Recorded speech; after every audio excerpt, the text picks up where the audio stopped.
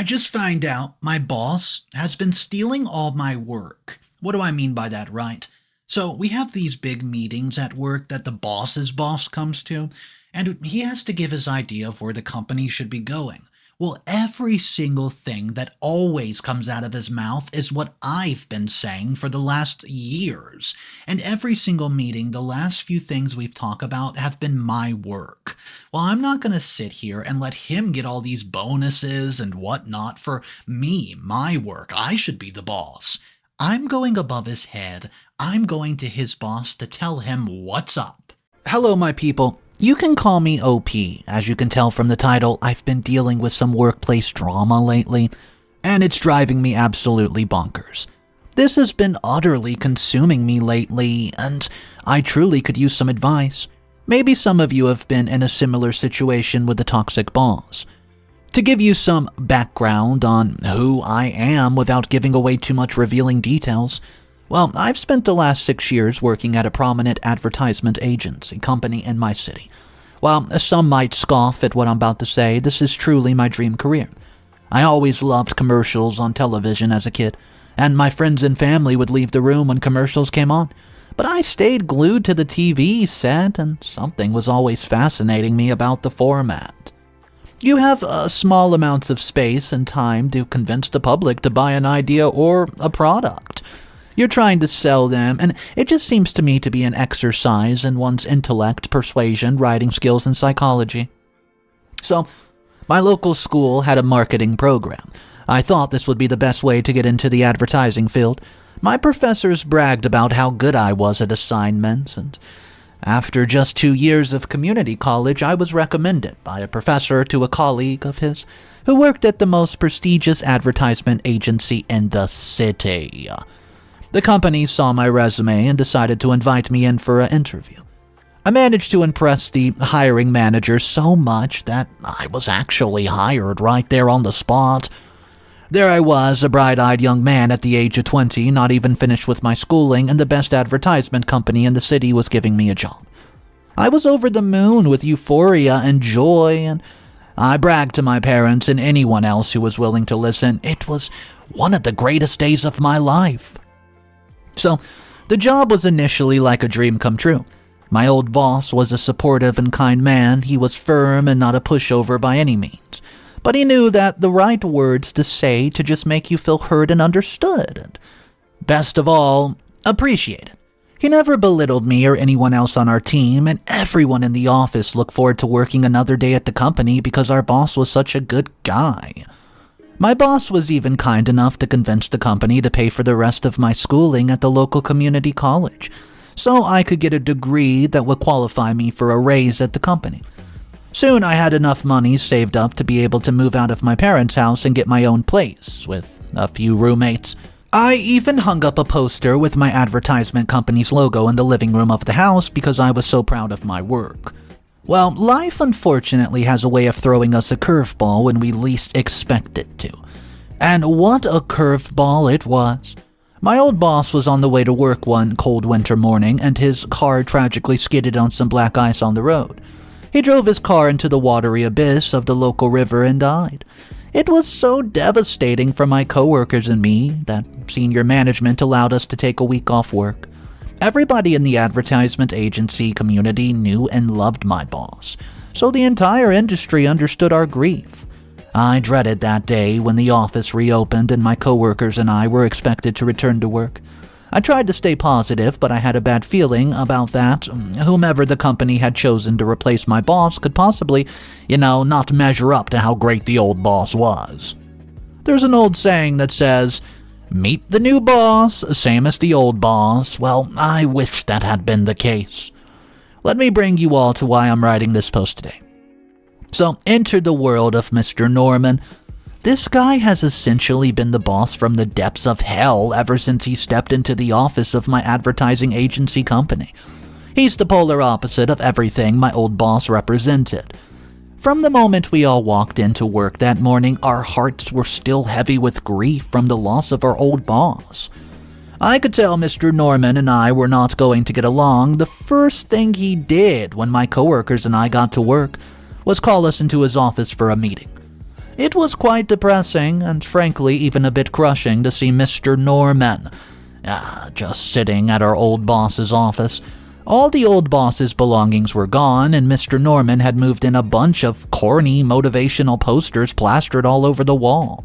It was tacky and silly, and before he even asked us our names, he addressed us as workers, and told us there were going to be some changes around the office before he could even give us the courtesy of a good morning. My old boss had allowed us to refer to him by his first name, but Mr. Norman stressed that he expected formality from us and said that we should always greet him as Mr. Norman. Did this guy think that he was a drill sergeant in the Marines or something? We make advertisements, it's not like we're fighting the next world war. But Mr. Norman spoke as if he were Napoleon Bonaparte, greeting his men before the Battle of Waterloo.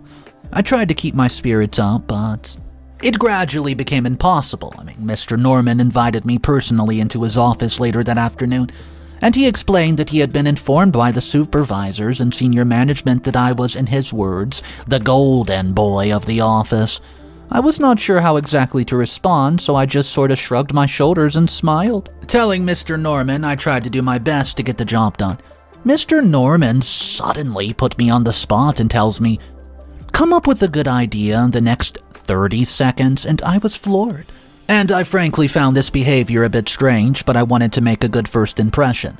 The hamster wheel of my brain started spinning, and within around 9 seconds I had come up with an idea for a few advertisement campaigns. I didn't think it was a great idea, but Mr. Norman was impressed with how quick of a thinker that I was, and he said that he would discuss the idea with me later, and I just left his office with a feeling of nervousness. But I was also a bit pleased with myself that I had left a seemingly decent impression on someone who came off as a real hard case. Well, days went by and I forgot the discussion I was supposed to have with Mr. Norman, and I just kept pressing along at my desk, doing my work like I always did. Then one day, a couple of the senior managers came to our floor and said that we were all to report to the presentation room for a presentation by Mr. Norman. Usually, we were alerted of the upcoming presentations with a greater deal of notice, so this seemed like a strange last-minute type of thing. I was curious. The fact that Humphrey, the most senior manager, and his senior assistant manager, Otis, were coming to the floor for this meant the presentation surely was a big deal. I went into the presentation room with all my coworkers, and we just sat down and watched Mr. Norman speak. It took me a moment to realize what was happening, but my heart sank once I realized what was up. Let me clarify that one of the best things about my old boss was that he would always give credit and recognition to others when they influenced his own ideas. That was obviously not the case with Mr. Norman. The presentation slideshow Mr. Norman was showing us was ripped almost word for word from the idea that I've given him in his office the first day he started working here. I was too nervous to interject, but I felt betrayed. He stood there and acted like the idea was absolutely his own. Humphrey, Otis, and my coworkers even started clapping for Mr. Norman when the presentation was over, and I was quite ticked off. I just thought it might be one of those off occurrences, so I just sucked it up and I moved on. But then it kept getting out of control. A few weeks later, I pitched another idea to Mr. Norman, and the same thing happened. This time, I was not asked to attend the grand presentation either. Mr. Norman asked me to stay behind at my desk and work on some reports for him while the rest of my coworkers sat in the presentation room, oohing and awing at Mr. Norman as if he were some sort of advertisement genius. At lunch that day, I asked one of my coworkers what was discussed during the presentation, and my coworker simply recounted the exact same idea that I had just given Mr. Norman. I tried to hide how angry I was, but I got so just ticked off that I broke the plastic spork in my hand, which was what I was eating my turkey soup with. I lied when the coworker asked me if I was okay, and I confronted Mr. Norman about this issue the best way I could think of doing it. I knew I had to be polite yet firm to get a good reception. So I asked Mr. Norman if he could maybe give me credit for my ideas next time he gives a presentation. Mr. Norman asked me what I was talking about, and I explained that he had just given a presentation and taken credit for one of my ideas. Mr. Norman had the audacity to simply say, "No, I didn't." Before I could think of a response, Mr. Norman gets a phone call and waved for me to leave his office.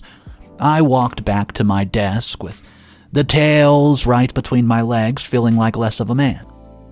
I felt more emasculated and embarrassed than the time my little sister beat me at Call of Duty. This has been going on for some time now, and I even tried pitching more ideas to Mr. Norman, and the same crap always happens.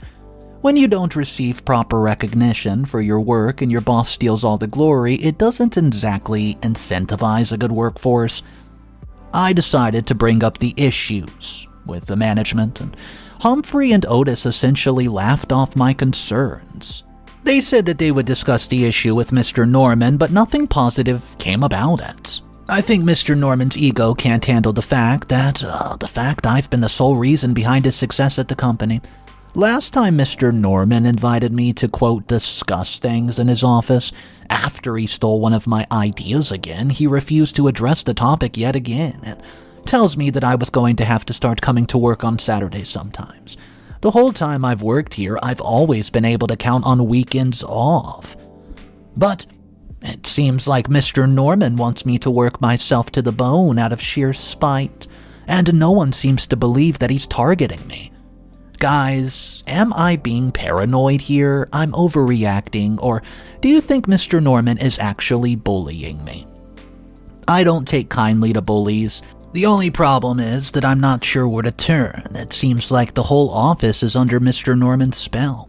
His ideas, which were stolen from me, have helped the company in several ways. Well, I've decided I'm not going to give him any more material he can steal. He'll have to come up with an original thought on his own for once, and I'm sick and tired of this poop. What should I even do about it? Update number 1. Hello. Thank you all for the great advice and kind words and support I've received on my initial post. Some of you said I might be taking my job too seriously, and well, that might be the case, but why should I not take my job serious? This job makes me feel fulfilled, and I have a lot of passion for what I'm doing. I'm good at my job, and all it seems to get me is pooped on by my superiors. Some of you who left comments seem to understand where I'm coming from. Many of you seem to have had similar experiences with a crappy boss, and I feel a little less alone in the world, knowing I'm not the only person out there dealing with this stuff. Some of you suggested I simply quit my job, and you people realize, I have bills to pay? I have responsibilities. I can't just quit my job for better or worse. I'm stuck here, waiting for things to get better. Anyways, I have an update for you all. Recently, I've been doing work with a client and received some good advice unrelated to this post. I'll spare you all the industry jargon because it can be quite complex for those who don't know the ins and outs of advertising agencies. But a few of our biggest clients have been asking for a way to maximize profits and speed up the business process. I went home one night after working long hours at work on a Saturday night, and I started brainstorming, and I was up all night long doing spreadsheets and examining charts, and I came up with a great idea that'll maximize profits for the both companies' highest paying clients and the company itself. I know, I vowed not to share another idea for improvement with my jerk of a boss, Mr. Norman, but this plan was simply too good to waste. I felt it was my duty to the company to share the idea. However, I have to figure out a way to make sure I got credit for this, because frankly, I felt as if I deserved a raise for such a good idea. I decided to arrange a private meeting with the most senior manager, Humphrey. I'll be blunt, I do not like Humphrey, and I think that he's a giant turd.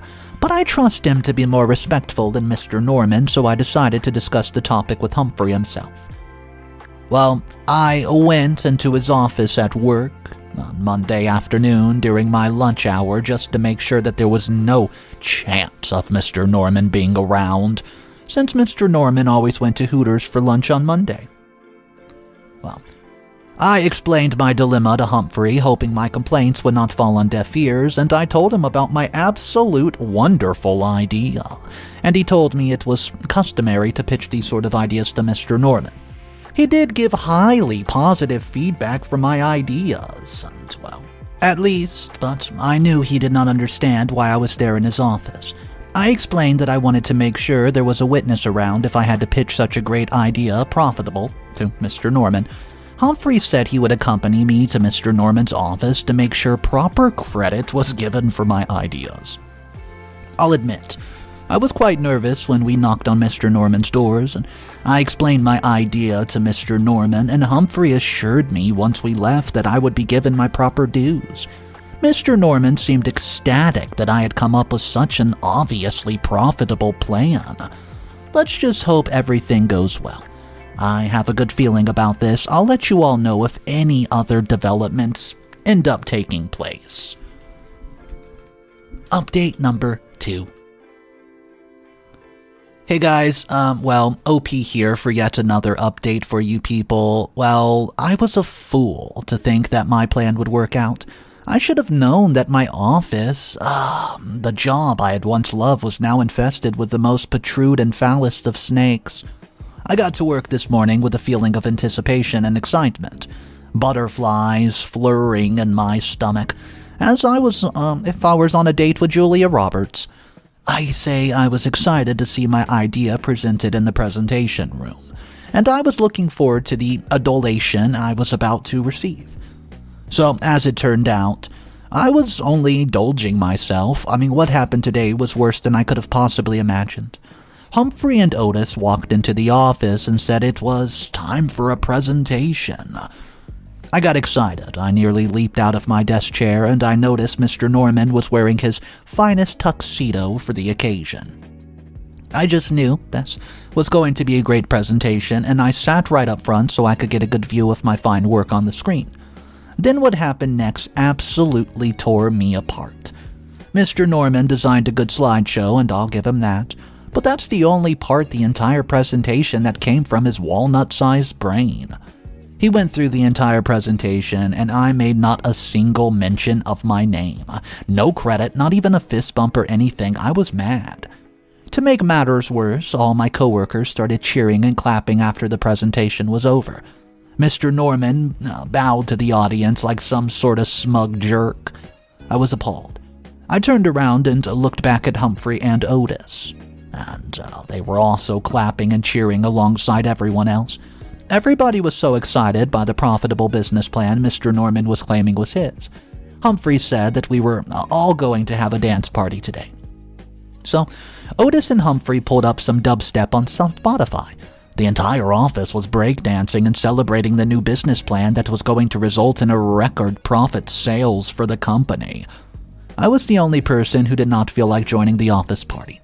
When I confronted Humphrey about what had just happened, he tells me that he had no memory of our conversation, and I felt like I was being gaslighted. He told me that he had no choice but to side with Mr. Norman since he only remembered my business plan idea coming from Mr. Norman himself. I got so ticked off that I used some of my paid time off and stormed out of the building. Well, I'll update you guys in a bit. Update number 3. Hello everyone, I'm back. That's right, I'm back for another update, and I read a lot of your comments, and I'm beginning to understand where some of you are coming from. You people are right, I should have kept my mouth shut to begin with. I came to work this morning, and the entire office was still kissing Mr. Norman's butt, acting as if he's some sort of business genius for this plan he supposedly came up with. If I try to tell my coworkers I'm the one behind the plan, they'll likely think that I'm crazy. I feel like one of those people who see aliens and ghosts all of the time. People are treating me like a plague. Sadly, it seems I've screwed no matter what I do. I guess word got out that I was complaining about not receiving credit for my plan yesterday. It looks like Humphrey ran his big old stupid mouth to every single person, and now everyone in the office seems to be ticked off at me. Wow. I've been getting dirty looks from coworkers with whom I'd previously exchanged pleasantries, and to top it all off, Mr. Norman is on the warpath now that he knows I complained about him to the senior manager. He's dedicated to making my life a living hell. Mr. Norman called me to his office several times throughout the workday, telling me to perform random menial tasks that had little to do with my work duties that day. He made me run to the coffee shop and get coffee for everyone, and he asked me to help him clean his office. Mr. Norman even made me waste time fluffing up his pillows. Yeah, that's right, so his little chair in his office would be more comfortable. Me? Well, I don't have time to bring a pillow to work, I have stuff to do. And toward the end of the day, with just an hour left before it was time to go home, he conveniently gave me the task of doing a long, arduous report. Guys, he demanded that I finish it by the end of the day.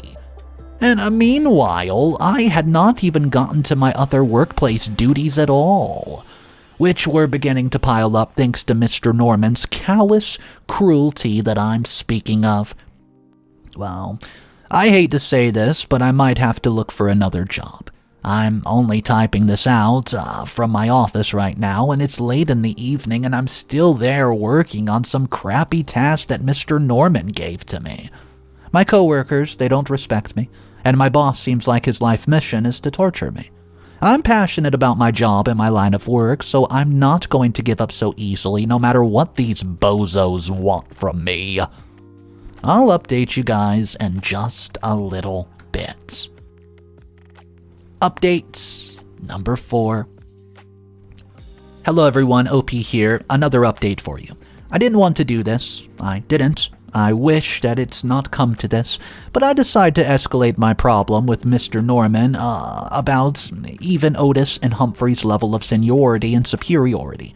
It was clear that these two bozos were compromised by Mr. Norman's charming and dastardly ways. Mr. Norman tends to have that effect on people who don't know enough about this line of work to see through the lies and trickery. So the CEO of the company is a man named Orson Jefferson. He's a kind man, but he's not the type of guy you want to mess with. I don't think Orson Jeffrey has any idea about what's been going on between the walls of this company. He's rarely present in the office and tends to work in the headquarters building in another nearby city. I've long been good friends with his son Hooper, who attended community college with me. And Hooper has done work at his father's company before, but he's not in the advertising business. He's more of a free-spirited artist type, and I believe our differences are why we get along so well. We introduce different perspectives to each other that the other person might not have considered. We had not a chance to speak in a while, so I called him on the phone last night just to vent. I explained the situation, and Hooper tells me stop right there. He was a little ticked off, and I did not come to him about the situation to begin with, and you see, Orson Jefferson was great friends with my old boss, who tragically passed away. Hooper told me his father would be quite interested in having a little chat with Mr. Norman. Before we got off the phone, Hooper told me simply that he would take care of it. Hooper explained that Orson Jefferson had a bad feeling about Mr. Norman from the moment he was hired, but Mr. Norman's hasty hiring was simply a result of the entire office building being blindsided by the tragic death of the old boss. I had a feeling that we returned to work too soon, as I said before. Meanwhile, my ideas have been keeping our business afloat, and Mr. Norman continues to take the credit for it. Hooper assured me that the tomfoolery was not going to stand for much longer. Anyways, I'll be back for an update. I am a little nervous. What if this backfires on me? I mean, I hope not. Anyways, just please give me a bit of good luck. If my plan goes south, I could possibly lose my job and my livelihood. I could easily see Mr. Norman going beyond this authority and simply firing me for being a pest. Well, but how would the office survive without me? I guess we'll find out. Update number 5. Hello everyone, this is going to be my absolute final update. I know it's been about a week since my last post, and I do apologize for leaving you all hanging. I've been quite busy enjoying my recent promotion. Things are going great for me now, and I've finally gotten that clown, Mr. Norman, out of my way. Well, the day after my phone call with Hooper, I did not expect much. I figured even if Hooper did explain the situation to CEO Orson Jefferson, not much would come of it. I figured he had bigger things to worry about than me getting bullied at work. Well, I was wrong. I was sitting at my desk working away on some menial task given to me by Mr. Norman, and, another act of spite. So, of course, I was so engrossed in the work that I'd nearly forgotten my conversation with Hooper. That's when I looked up from my desk and saw Orson Jefferson. He knocked on Mr. Norman's office door and told him to come outside. I never saw Mr. Norman jump up for anybody, and he looked like a scared little baby.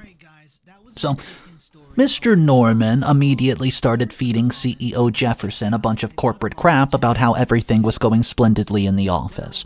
Well, Jefferson told him to shut his trap.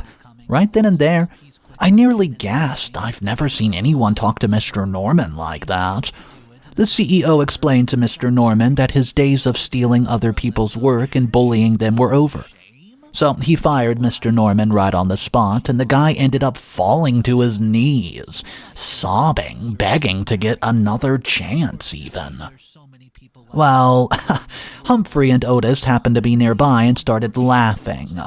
But that's when CEO explained to those two, well, we were fired as well. They looked shocked, and Orson Jefferson explained that they should have done their jobs and stood up for me, and they didn't. Security escorted all three of those clowns out of the office, and Orson Jefferson informed me that I was being given a promotion. I didn't see this coming, but I'm glad I stuck to it. I almost quit my job. But I guess the lesson here is that sometimes, if we perceive through the dark times, there might be a silver lining along the way. Thank you for all your support. I mean, guys, I don't know what these people at OP's workplace were expecting to happen. You can't go around treating employees like dirt, stealing their work, and just making their life miserable, because most of the time, there's always someone higher up than the boss that they know. A CEO, a regional manager, I mean, there's always someone above you. And if you really make people's life hard for a long time, someone eventually is going to get some sort of evidence against you, and karma's going to strike, and you're going to get fired. So that's exactly what we saw in today's story. OP was able to get all three of them fired. Thank goodness to Orson Jefferson, the CEO. And by the way, I tried to look up Orson Jefferson to see what company he's a CEO for. I couldn't find anything. Maybe they switched the name. I don't know. Let me know if you guys find anything in the comment section down below. Anyways, thank you for joining me. I'll see you tomorrow. And of course, remember, it's cool to be kind. Peace.